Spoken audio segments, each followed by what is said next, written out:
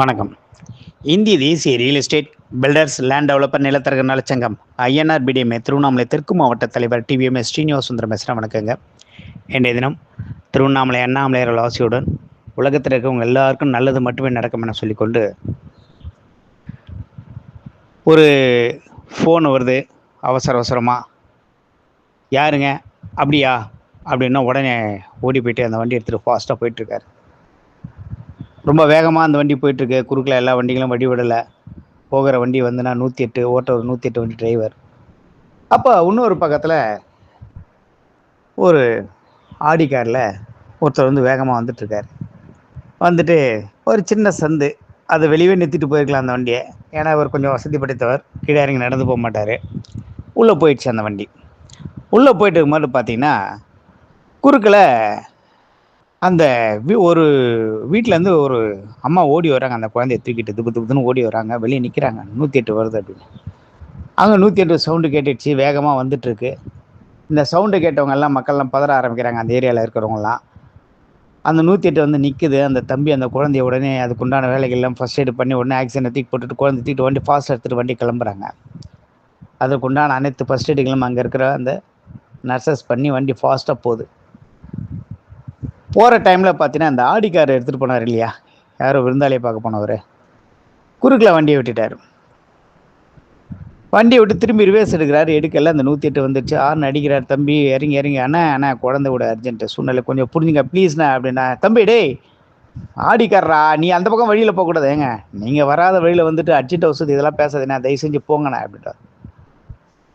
அவர் வண்டி எடுக்கிறதுக்கு முன்ன பின்னும் பார்த்துட்டு முரம்பா அவரே வண்டி ஓட்டிட்டு வந்ததுனால மெதுவாக போகிறாரு.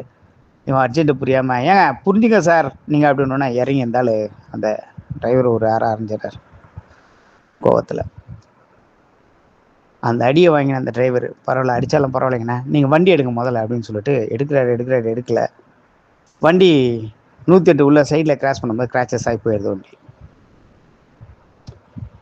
உடனே அவர் ஒரு பெரிய ஆளுன்றதுனால என்ன பண்ணுறாரு, உடனே ஃபோன் அடிக்கிறாரு. வண்டி ஹாஸ்பிட்டல் போயிடுச்சு. அந்த குழந்தைய ஹாஸ்பிட்டலில் அட்மிட் பண்ணுறாங்க 108. அந்த குழந்தைக்கு உண்டானவங்களாம் ஓடுறாங்க. அந்த தம்பி 108 வண்டி டிரைவர் வந்து வெளியில் வந்து நிற்கிறார். உடனே ஒரு 4 வண்டியில் 2 பேர் வரானுங்க. அந்த 108 வண்டி டிரைவர் யாருன்னா நான் தாங்க அடிக்கிறாங்க ஹாஸ்பிட்டலில். எங்கள் அண்ணா இருக்கிறாரு, கட்சியில் பெரிய ஆள், அவருடைய வண்டியை வந்து உராசிட்டு வந்திருக்காரு. அப்போ அந்த தம்பி சொல்கிறாப்புல, அண்ணா அது உசுரை காப்பாற்றுறதுக்காக வந்தேண்ணே, தயவு செஞ்சு புரிஞ்சுங்க, கிராச் தானே ஆயிருக்கு, அதுக்கு என்னவோ அமௌண்ட்டு கூட நான் கொடுத்துட்றேண்ணா. கொடுத்துட்றியா டேய் அப்படின்ட்டு இன்னும் 2 அடி அடிக்கிறாங்க. அங்கே இருக்கிற மக்கள் கூடுறாங்க. அறிவு இருக்குதான்னு கேட்குறேன். ஒரு 108 வண்டி டிரைவர் போய் அடிக்கிறேன், உனக்கு எதனா அறிவு இருக்காயா அப்படி? டேய் யார் நீ, வண்டி என்ன இடிச்சுட்டு வந்தா, டேய் அவனை வண்டியில் தூக்கி போட அப்படின்னா மக்கள் நிற்கிறாங்க. அங்கே இருக்கிறவங்க குறுக்கலன்ட்டு அந்த டைமில் போலீஸ் வருது. கம்முன்னு பார்த்துட்டு போகிறாங்க. அந்த 108 வண்டி டிரைவரை பார்த்து அந்த அம்மா கேட்குறாங்க, ஒரு மக்களில் ஒரு பொம்பளை, ஏம்மா தம்பி அவன் தான் அடிக்கிறான், நான் திரும்பி அடிக்கிறதானே அப்படின்னு. அம்மா நான் 108 வண்டி டிரைவரு, ஒருத்தர் அடிக்கிறாங்க, நான் திரும்பி அடிக்கிறதுனால பெரிய ஆள் ஆகிட முடியாது. நாளைக்கு அதே ஏரியாவில் நான் ஒரு நாள் ஒரு குழந்தைக்கோ ஒரு பெரியவங்களுக்கோ யாருனோ ஒரு அர்ஜென்ட்டுன்னு சொல்லி நான் வண்டி எடுத்து போக வேண்டிய சூழ்நிலை வரும். இந்த உடைய விரோதம் அங்கத்தை காட்டுவாங்கம்மா. பரவாயில்லம்மா, அடித்தவங்களே பெரிய ஆகிட்டோம், என்னால் ஒரு சந்தோஷம் இருக்கு இல்லையா, இந்த குழந்தைய நான் காப்பாற்றினேன் இல்லையா, எந்த சந்தோஷம் எனக்கு போதும்மா. இது மாதிரி என்னால் இன்னும் பல பேர் உயிரை காப்பாற்ற முடியும், அடித்தவங்க பெரிய ஆள் வந்துட்டு போட்டோம்மா அப்படின்னு சொல்கிறாங்க. அவங்க பார்த்து எப்படி பார்க்குறாங்க. அப்போ தான் அதோடைய வழி என்ன தெரியுது.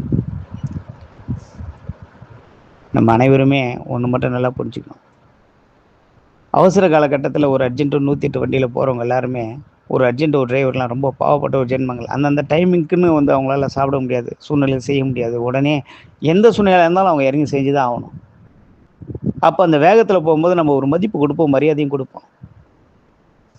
இதில் நீ பெரிய அப்பாடகரு, பெரிய இன்டர்நேஷ்னல் கார் வாங்கி வச்சுருக்க, உனக்கு எவனோ வந்து நீ பிறக்கும் போதே உனக்கு எல்லாம் கோடாயம் கொடுத்துட்ட மாதிரி ஒரு சில பேர்லாம். எங்கள் அப்பா யார் தெரியுமா, நாங்கள் யார் தெரியுமா, எங்கள் அரசியல் வம்சம் என்ன தெரியுமா. ஏண்டா உன் வம்சத்தெல்லாம் யாரையா கேட்டா, ஒரு உசுறு துடிச்சிட்ருக்கு, அதை பார்க்க மாட்டேன்றீங்க இன்றைக்கி சமுதாயத்தில். உங்களுடைய பந்தாவும் உங்களுடைய போராட்டம் அது இதுன்னு ரோட்டில் போட்டு அம்மக்கலம் பண்ணிக்கினேன். உசுரை மதிங்க. ஒரு நாள் உங்களுக்கு அந்த சுச்சுவேஷன் ஒரு நாள் வரும், அன்றைக்கி உங்களை மாதிரி ஒருத்தன் பண்ணுவான், அன்றைக்கி நீ இழுத்துன்னு போக வேண்டியதான் மேலே. மனிதர்களை மதிங்க. கடவுள் ஒவ்வொரு கட்டமைப்புக்கும் ஒவ்வொரு மனிதர்களையும் ஒவ்வொரு இடத்துல கொடுத்துருக்காரு.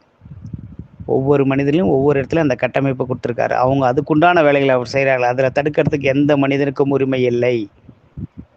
108 வந்தால் அதுக்கு வழி விடணும். போலீஸ்னா அதுக்கு மரியாதை கொடுக்கணும். டாக்டர்னா அவங்ககிட்ட உண்மையை சொல்லணும். அப்போ தான் நமக்கு ட்ரீட்மெண்ட் கிடையாது. அது மாதிரி தான் ஒவ்வொரு கட்டமைப்பும் ஒவ்வொரு மனிதர்கள் ஒரு இடத்துல உருவாக்கப்பட்டிருக்காங்க. அதுக்குண்டான மரியாதை நம்ம கொடுத்து தான் ஆகணும். நீ பெரிய ஆள், நான் பெரிய ஆள் அப்படின்னு நீ நினச்சின்னா வாழ்க்கையில் ஒரு நாளும் வந்து ஜெயிக்காது. இது பல நான்லாம் பார்த்துட்ருக்கேன். அந்த 108 நண்பர்கள்லாம் இருக்காங்க. ராமலிங்கம், சிலம்பரசு, குப்பை அப்படின்னு சொல்லிட்டு திருவண்ணாமலை ஜிஹெச்சில் இருக்காங்க. அவங்களாம் வந்து அதுக்கப்புறம் ஓடுவாங்க. ஏன்னா ஒன்றா ஆனால் நான் போயிட்டு வரேன் அப்படின்னு ஓடுவாங்க. ஒரு பழக்க வழக்கத்தில் சொல்கிறேன், மனிதனாக மதிப்போம். 108 ஒரு வாகனம் வந்தால் அதற்குண்டான ஒரு மரியாதையை கொடுப்போம்.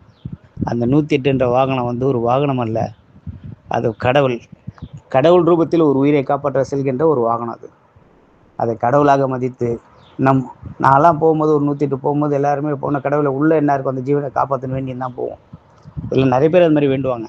அது மாதிரி ஒவ்வொருத்தரும் நம்ம ஒரு உயிரை காப்பாற்ற பாடுபடுவோம்.